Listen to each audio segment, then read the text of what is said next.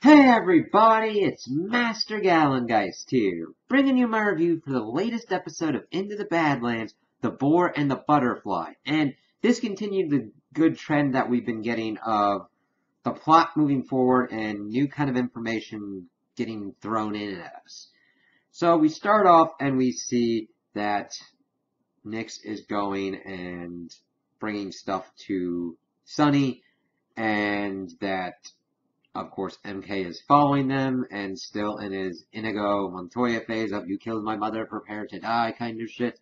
But she's like, okay, here we go. Here's all this stuff for you. And he's like, all right, thanks. But of course, MK comes in. He's pretty much like, listen, you're betraying our family. Just get out of my way and let me get at Sunny. And she's like, no. And they both go dark eyes and they have a pretty good fight.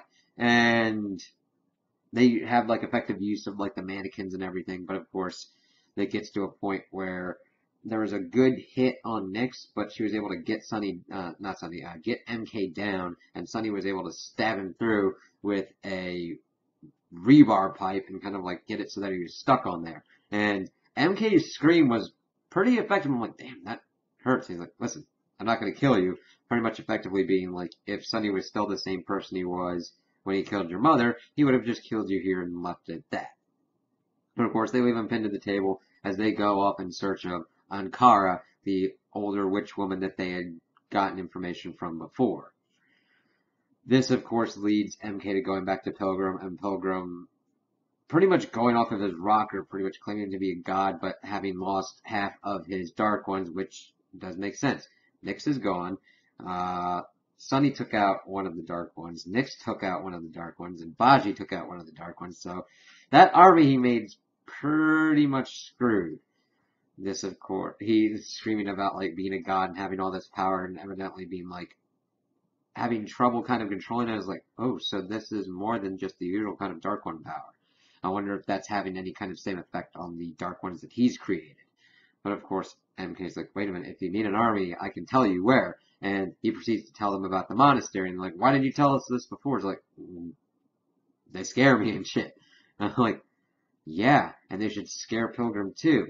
Granted, he's been able to control other people's gift, but he is the newbie on the block in having the gift power. And going up against, oh, I don't know, the master and all the abbots that she's trained. Now, granted, there might not be a lot of them, but they're going to have better control of their gift than you are. You could potentially have more power, but you've got to hit someone with that power to make it work. Otherwise, they've got the advantage in how they can go around through speed and everything. So they make the decision to go off and do that, and we see them all gathering up. Cressida asked for Pilgrim to leave behind 2 harbingers for herself to make sure that their stuff's protected. But I'm like, she's got stuff that she's thinking of doing behind her back, behind Pilgrim's back. And I'm like, yep, we see that later on in the episode. So they go off. We see that Sunny and Nyx are kind of going off, and Nyx is questioning if she can make up for the things that she's done. But of course, Sunny's like, hey, I've done stupid stuff in other people's names before too, just following orders. And hey, it's what we do now that matters most as they continue on to Ankara. We also get into Minerva confronting the Master, and how the Master's like, listen, you just saw the vision, who you'd be if you got your gift back. You would become that darkness. It would take you over and everything. And she's like, okay. And berating her for mainly doing things for her own good. And of course, we have that thing with Vale in the back, and that becomes important later on, because she traded Vale to Quinn for her own, more for her sake than anything. It's like, that's not good. That's not good. So while that's kind of going on, we see that Baji comes up. His scenes were great. He gets taken to the Master and like sees that Flea's there as well, and they're like, oh shit. And the Master goes, okay, you guys used to be a great team once. How they had complimented each other, and we get a great fight scene between them as they're pretty much destroying logs and eventually destroying the car that Baji had borrowed from Moon. It's like, wow, okay, because they were fighting with those stabs, and then they get like flung out to the car, and the car explodes. Like, oh, I didn't expect that. The only issue with this scene is that we see that Minerva's boots are the kind of flat boots when she's usually in the heels. And I understand for the sake of the actual fight choreography that you would need to do the regular kind of boots to have stable gripping and everything, but it just usually the show's been better at kind of hiding that kind of thing going on. Not so much these last couple episodes. So I'm like, okay, but the fight was still cool, and we're like, alright, see how this continues on. We also get some check-ins with what's going on with Gaius and Tilda, and what's going on with Lydia and Moon. Gaius figures out that he can figure out where Baron Chow is going to be by going at his mother. So him and Tilda go off to kind of information gather on that. They go in, we get some pretty nice kills with Tilda using the butterfly shuriken, but those don't become the kill of the episode because we go in and Gaius confronts his mother, also with his half-brother, who they confront him in the beginning, but it's not really a big confrontation. Tilda's like getting ready to kill him. He's like, no, he wanted her to fly. He's my half-brother. We're good. We go into the mother, and she's like, screw you, man. It's the same, the reason I'm not going to out your sister is the same reason I had you locked up in prison for family and all that. He's like, screw you. Pretty much trying to get her to talk to him. And it was kind of crazy because she had a stoma from all the smoking and everything. I'm like, whoa, that's kind of crazy. And I thought it was just kind of interesting to have her using the voice box to talk like that. I'm like, wow.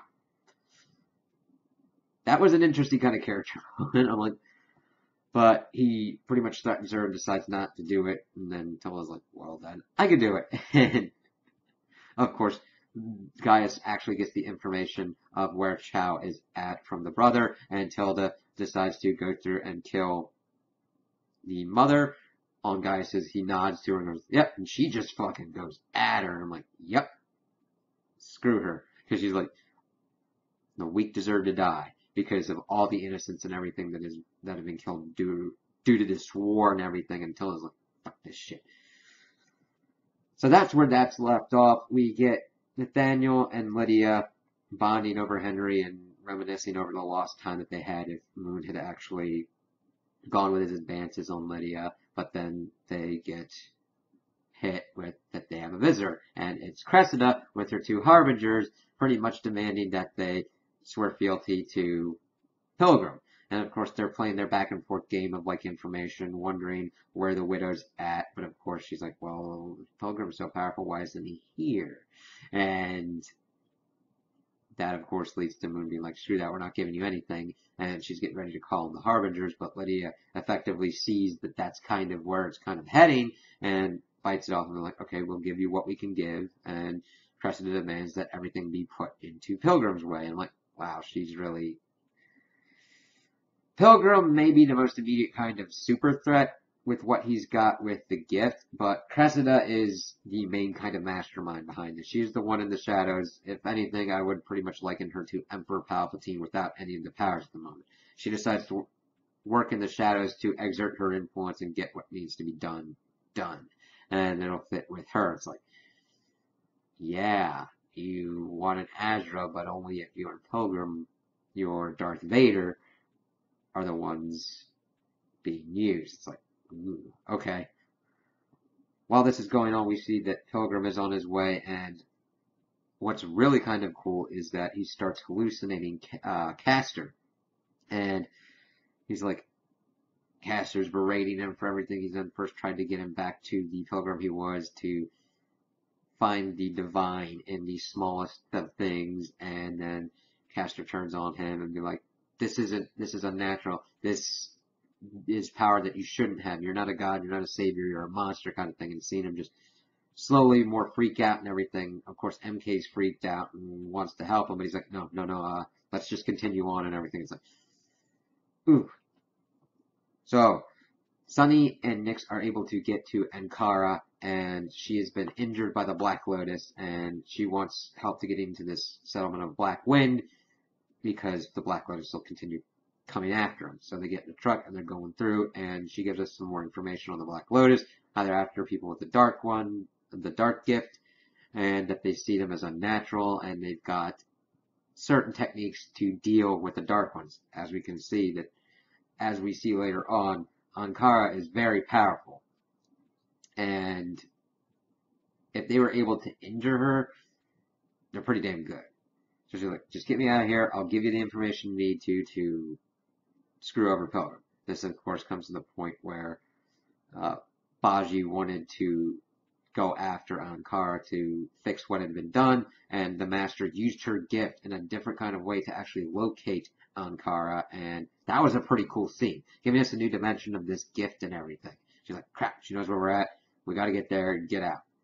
So they get into the town, and of course Baji and Minerva had been sent off to go after Ankara. They get into the town. Nyx looks after Ankara, and Sunny goes to this tavern to find this person that Ankara said, but we all know it's kind of just a bluff kind of thing.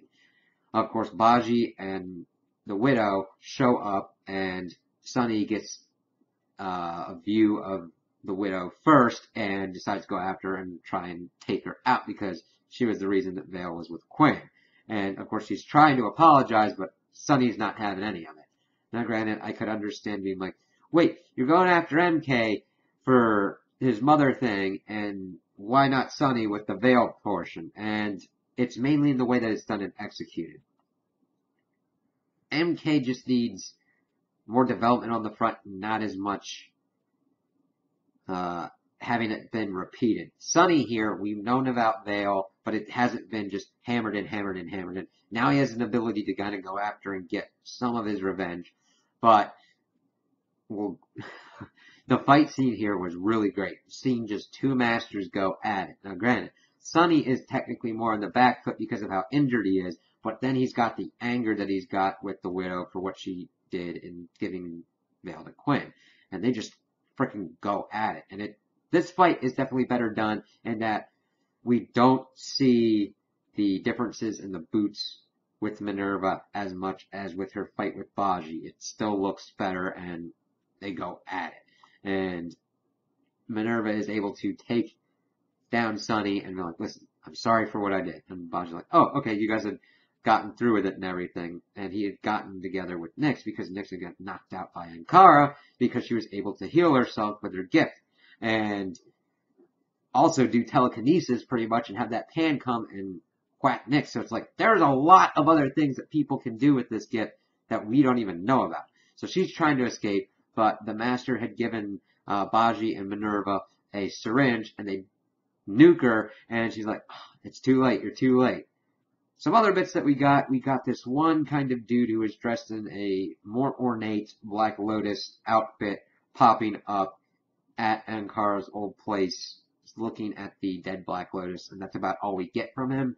And then we see that the Pilgrim and MK have made it to the Master's Monastery, so we are going to have one hell of a great fight between Pilgrim and the Master at some point. It's like, alright. And I'm just looking forward to where that kind of goes and what's going to be going on. And almost at this point, you could almost let Pilgrim go to an extent, and he would probably take care of himself because of what's going on with the Dark One gift.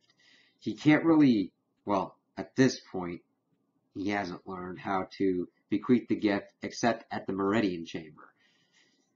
I don't even think that he would be able to get to that point because of what is going on with his body and accepting this gift and him going crazy and all that. So I think the Master has a better advantage, and not just her control of the gift, her years of experience and what's going on, and I just can't wait to see what goes on next. They're doing a good job of laying a good central plot that you can understand, giving us lore when we need it, while also making sure that the fight scenes are pretty awesomely well done. So I can't wait to see what they're able to do with Pilgrim versus the Master and what's going to be going on throughout the rest of the series.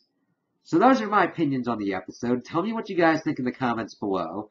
If you liked it, if you didn't like it, if you agree with me, if you disagree with me. Also like and subscribe, and I hope you have a good day.